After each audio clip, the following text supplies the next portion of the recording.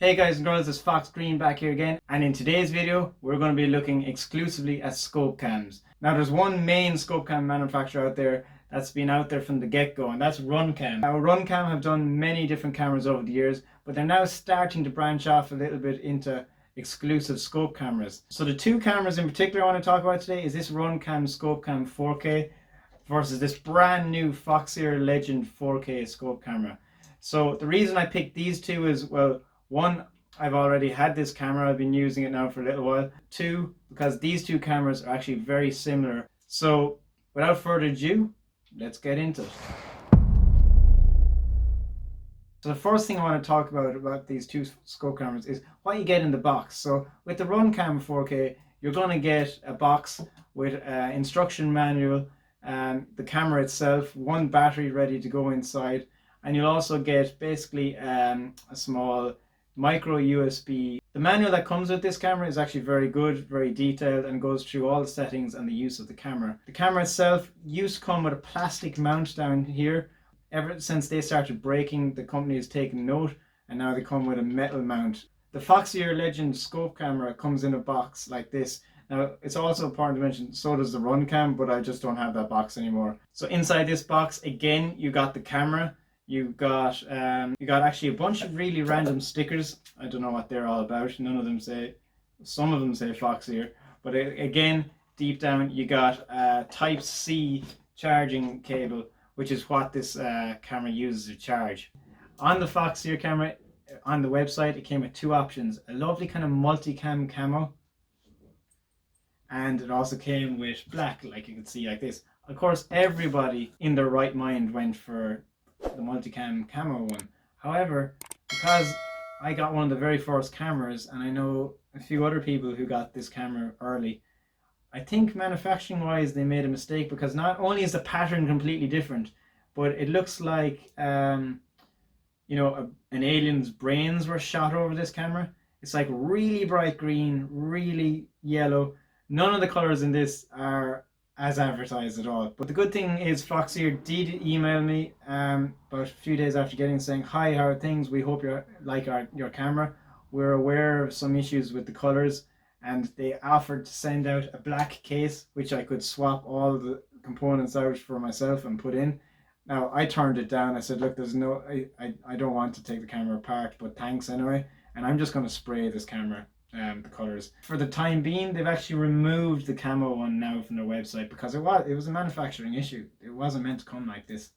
But I find it pretty cool that I've probably got one of like 50 maybe of these cameras that are this color. So part of me kind of doesn't want to paint it because it's so bloody unique. But no, it sticks out like a sore thumb, so I probably will paint it. They've removed the camo now and it's only black. I suspect they'll bring the camo back again. Of course, Runcam don't do different colors, but maybe this might shake things up a little bit. So the next thing we're going to talk about with these two scope cameras is their build quality. So let's start with the Runcam first. So the Runcam, as you can see here, is a plastic body. It comes with a metal mount down here. Now it's important to note that this mount used to be plastic and used to break, but Runcam have taken note of this and have fixed it. As you can see on the back here, we got a little microphone hole. We've got our micro USB connector, and we've got like a little indicator light, one for battery and one for recording. The door for the battery is hard enough to open. It's quite stiff, comes off like that. Now it can fall off, just note that. And obviously the battery can slide out. Also, you might note on this camera that the buttons have a gap around them, meaning water can easily get into this camera. So it's not ideal for wet conditions. One thing I do like, however, is it's got a battery indicator on top here with 3 lights denoting how much power is in the camera when you're running it, which I think is quite handy. If we compare this to the Foxeer Legend scope camera, it's completely different build quality wise. Outside, this is all made out of CNC'd aluminium, and also the buttons, as you can see on top, have no gap around them, so it seems like a much more waterproof unit. Interestingly enough, I don't see any holes anywhere around it for a microphone, meaning that's one less area for water to get into also. The charging port on the back is Type C, which is really good. It's also got a micro HDMI out as well. The door on this one, when it opens up, doesn't fall out. The battery also comes out in a similar fashion. Note that the battery is bigger on the Foxeer Legend 4K than it is on the Runcam 4K. There is lights also on the back, one to show recording. However, when this is running low, rather than seeing lights denoting how much power is in it, it'll actually start to beep when it's getting quite low. The mount underneath, again, is all metal on both sides, unlike the Runcam, which is only metal on one side. The other side is still plastic. This also has a 21mm Picatinny rail, which could be quite useful for mounting a battery pack, an external battery pack, onto the side of the Scopecam. So all in all, the build quality on the Foxeer is much nicer. If we compare them now in terms of size, the Foxeer is about 100mm long, it's 34mm high, and it's 36mm wide. It's significantly heavier because of the machined aluminium than the Runcam. The Runcam then is about 95mm long, it's about 34mm high as well, and it's also similar, about 36mm wide. One thing to note though on the Foxeer Legend is this sunshade is slightly larger in diameter than the Runcam. When I put it on, because of that and its length, I actually had to Dremel a little bit away on my Noverage scope on top of my SSG-10 just in order to fit it. Otherwise, it was mounting at a slight angle. The BBs weren't centered at all. They were really low in the camera view. So just note that, but it's something that can be fixed really relatively easy. Now the next thing I want to talk about are specs on these two cameras. The first thing we're going to talk about are resolutions and frame rates. On the Foxeer Legend, you can do 4K 30, you can go to 2.7K 60, you can do 1080 60, and then you can do 1080 120 frames, which is nice for that slow motion. On the Runcam 4K, it can also do 4K 30, 2.7K 60. It can do 1080 60, 1080 120, but it can also do 720 240 frames a second. Interesting enough, with the resolutions and frame rates, right? Foxeer camera has a Sony 12 megapixel sensor. This Runcam 4K has a Sony 8 megapixel sensor. When I compare both these, the Foxeer really stands out in terms of quality. It really looks like true 4K. This is quite good too. However, out of the box, I do want to let you know that the Foxeer came completely 100% focused, crystal clear. When I got this one, it was so blurry, I had to take off the hood, undo the screws, I had to break the glue and twist it, keep checking, taking in and out the SD card, manually twisting it to focus it, which is not something you want from an out-of-the-box camera. So in fairness, kudos to Foxeer for having an out-of-the-box ready focused camera. Also specification wise, on the Foxeer audio wise, you can turn up and down the volume. Despite not seeing any microphone holes anywhere on it, it's extremely good in terms of audio. It's very similar to a GoPro Hero 7. This is 4K 30. 4K, I've never heard such terrible audio. Even their earlier cameras had much better audio. This one honestly sounds like somebody's underwater talking to you with a mask on. It's the worst audio ever. Maybe I have a lemon, I don't know, but the audio is almost not there. It's really disappointing. This is 4K 30. Foxeer definitely wins in terms of audio. So battery wise, the Foxeer on 4K 30 is said to get 70 minutes recording time, which is pretty damn good. Now obviously you can run this with an external battery at the same time while using it, so that's quite nice. Whereas Runcam are claiming that you can get on 4K 30, you can get about 100 minutes of record time.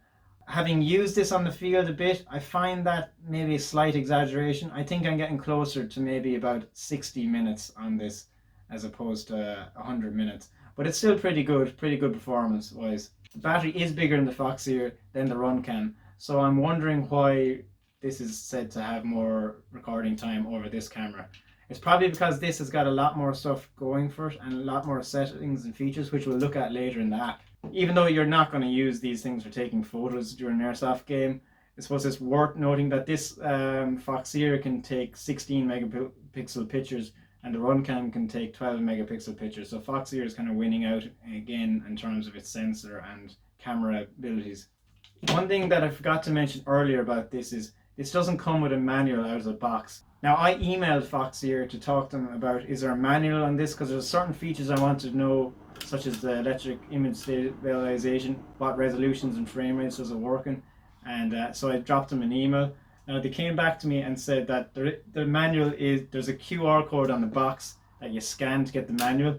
Now I can pretty much show you here. There's no QR code inside or outside this box.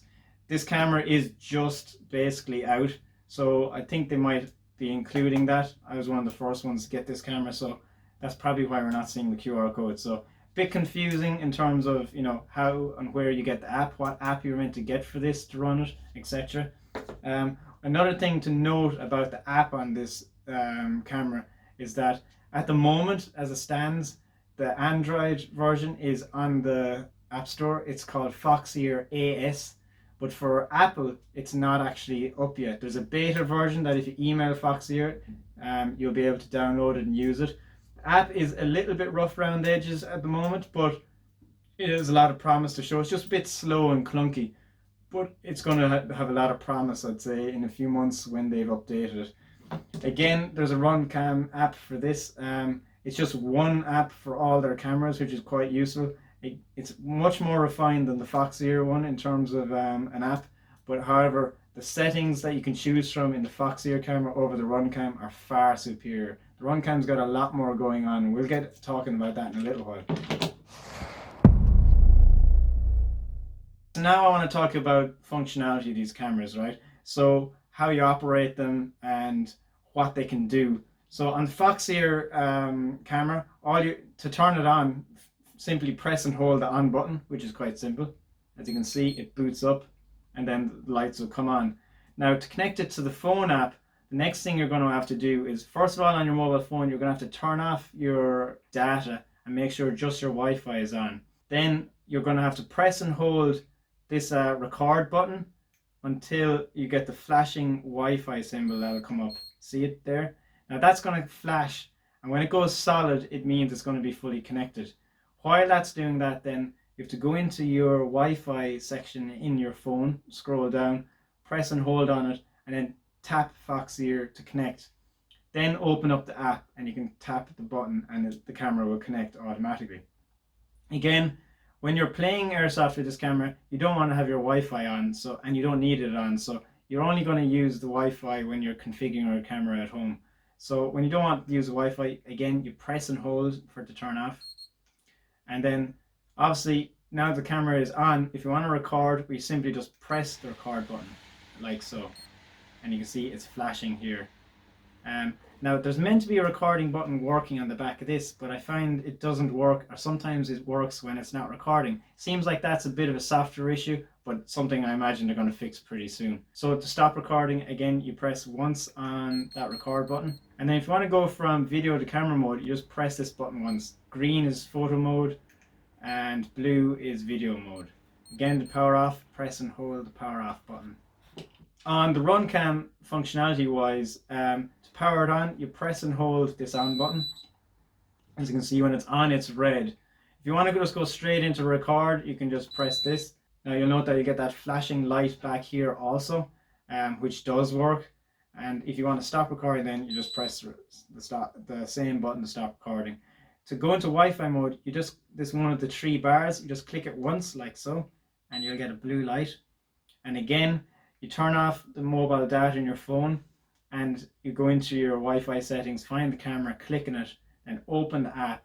Select the camera that you want, in this case the Scopecam 4K, and then you hit launch and it'll open in and connect into the Wi-Fi. Now again, when you're gaming, you don't want to use the Wi-Fi, so you just press the button once when you're not connected to your phone. And again, to turn off, you press and hold the button until it turns off. So functionality wise, they're both kind of similar, only that the recording light doesn't seem to work consistently on the back of the Foxeer Legend. Again, functionality wise, the Type-C connector on the back of the Foxeer is definitely a much better connection. It's less likely to wobble and break over time. Runcam, unfortunately, are notorious for using their micro USB charging ports. Everything nowadays has gone Type-C, so these cameras should be Type-C, you'd like to think, but these connections break so easily, and it means you have to buy external chargers to charge your batteries. So it's a bit of a pain, bit of a design flaw that I don't like with the Runcam. So Foxeer have definitely gone the right way in terms of what connection to use. Now again, functionality wise, there's something very unique in the Foxeer camera. It's got a few different settings in the app. It's got a lot more going for it in the app than the Runcam, but one of the cool things is if you don't want to edit in crosshairs, you can actually flick on a crosshair mode in the app and it'll digitize over your image crosshairs. Now you can actually move those crosshairs and line them up with where your shots are going, which is a nice feature, but not something I would personally use. I like to put my own overlays in editing afterwards. Runcam can't do that, just note. Again, it has a designated button for slow motion, but if your camera is set to 4K 60 and you tick on that slow motion button, it won't work. It needs to be in 1080 120 to work, to enable it. So if you're in resolution 1080 120 and you have slow motion button on, it's going to record all footage in super slow motion, right? That's not something you want. So that's about 4 times slow. The easiest thing to do, guys and girls, if you want slow motion, is just record in 2.7K 60 and in editing slow it down yourself by twice. There's no point in using the constant slow motion feature. I don't see why it's a necessary function. Runcam doesn't have that, again, because it probably, it doesn't need it. You don't need it. It's kind of a silly function. Functionality wise, one thing I noticed when testing this, and you'll see later, is that when you go from 4K to 2.7K in this camera, nothing changes. It's, use the same frame, same size frame. But when you go down to 1080, it punches in on the center of the sensor, which in a way isn't true 1080. It doesn't actually look that crisp either. So I don't like the way it punches in rather than keeping the same frame but at a lower resolution. Runcam do this slightly better, because when you go to 1080, 4K, 2.7K or 1080 on Runcam, you're still capturing the same amount of frame each time, but the resolution is just a bit lower or higher depending on what you want. So I don't know why Foxeer are kind of digitally zooming, you could say, for their 1080. It just doesn't look right. Again, in the Foxeer Legend, you got something that the Runcam doesn't have, and that's EIS, or electric image stabilization. So that feature, however, and it's still, because there's no manual to the camera, I figured out only works on 1080 120, thanks to asking Foxeer in an email myself afterwards. When I got this camera, I knew it wouldn't work in some resolutions and frame rates, because even high-end GoPros don't. So I asked that question specifically. So if you want to use image stabilization, you'll have to use that punched in 1080 look, which isn't great, and then you can use it. So it's a bit of a pity that you can't have it on 4K. That'd be really sweet, but you'll see in my testing later what difference it makes. With these cameras, of course, when you buy them, you can get them with different lenses, so different levels of zoom. On the Foxeer, you can get 25 millimeters, 35 millimeters, and 50 millimeters. Now I went for the 35 millimeter one because in 4K you can zoom in up to 4 times and still have 1080 crystal clear footage. On Runcam, it comes with a 16 millimeter, 25 millimeter, or 40 millimeter lens. I think they're not as nice choices. I think 35 millimeter is a really nice lens to go for, and 25 is really nice as well. So I kind of prefer the lenses that you get for the Foxeer over the Runcam. Foxeer also has an option to use up to 4 times zoom. Again, that's digital. To be honest, it's a nice feature to have it in the app, but I don't see why you'd need it, because in editing afterwards you can zoom in. I guess this is more for someone who also wants to take the footage right off the camera and upload it directly to social media. So I guess it has its uses, but for me as an editor, I don't need that function. Good thing about both these cameras is they both can take 128 gig SD cards. Now they can't take anything higher than that. This is actually relatively new for Runcam. Before this, they could only ever take 64 gig cards, but now they can take 128, similar to the Foxeer camera, which is very important because they're both 4K cameras, and otherwise those 64 gig card would fill up way too fast. Now I want to talk about the price of these two cameras. which are quite different. The Foxeer Legend 4K, it comes in at $269 US. And when you compare that to the Runcam, which comes in at $129 US, there's quite a big difference price-wise. Now, I could say personally it's justified. I think this camera, the quality and what it can do over this one, just stands out for me personally. So now we're going to have a look at the field testing to see how these cameras stack up against each other. This is 4K 30.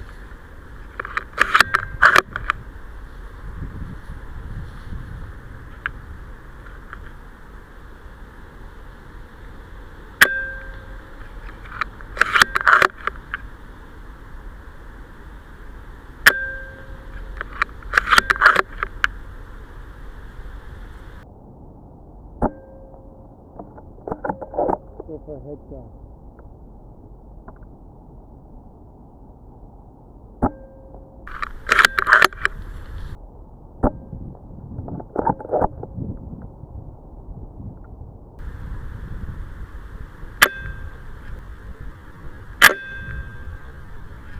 This is 1080, 120.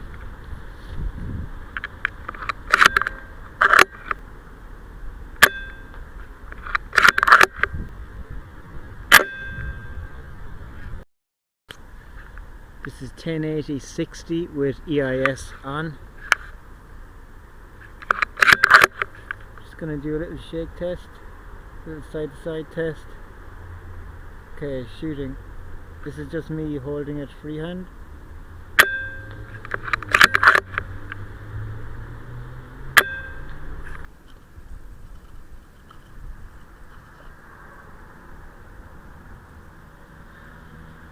So as you can see from that testing, the Foxeer just looks that bit more crystal clear.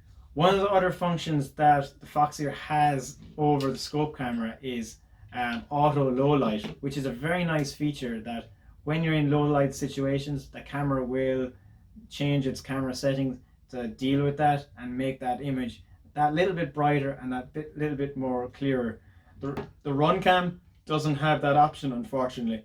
But you can mess with the settings and change it to suit a little bit. But then when you go into a brighter environment, it might be a bit overexposed. So I like the fact that Foxeer have addressed this, and you'll be able to go from different lighting situations without affecting your video production too much. So issues with both these cameras. What are the main issues of these two? For me, on the Runcam 4K, the main issue for me is audio. It was absolutely terrible, and the plastic mounts. Also, the other issue was it's not good for water ingress. There's a lot more holes in this to allow water in, and again, I didn't like the way the door falls off when you open it. Also, I didn't like the micro USB connection port because it's quite flimsy and usually does break over time. In the Foxeer, one thing I didn't like is it's a bit heavier. I also didn't like the fact that I had to like Dremel my scope to get it to fit. I don't like the Allen key mount as opposed to this easier screw off one, which can almost be done by hand, but it can be done with a screwdriver or knife. I don't want to be carrying an Allen key with me. While the door is a nice feature that it doesn't fall off, it can be quite annoying if this is mounted on a scope. It's like both cameras are, I wish both cameras are a bit annoying because when they're mounted on a scope, your turrets get in the way, and it can make it awkward for putting in cables. It can make it awkward for taking in and out SD cards if they get full. And I know what you're going to say. You're going to say, why don't you just mount it on the barrel? Well, I don't like mounting on the barrel because these cameras, because they're 4K, are actually bigger than most other cameras and they're taller. And I hate seeing the blurriness in the scope of this thing, which sticks up probably about 1/3 of the way over the scope. It's really annoying. I don't like that. So I like to mount them on the scope. So I wish, there was a bit more thought into how being able to get the batteries in and out of these, SD cards in and out of these while they're on the scope without, issues with the turret. If they made it maybe batteries coming in and out the side or something as opposed to the back, that's an issue I have with both these cameras. Other issue with the Foxeer that I didn't like is the 1080 wasn't full frame and it punched in. as you can see from my footage. I didn't like that. I thought that was kind of cheating, digitally zooming. So Runcam definitely did that better. So now I know what you're going to say. Which camera would I pick?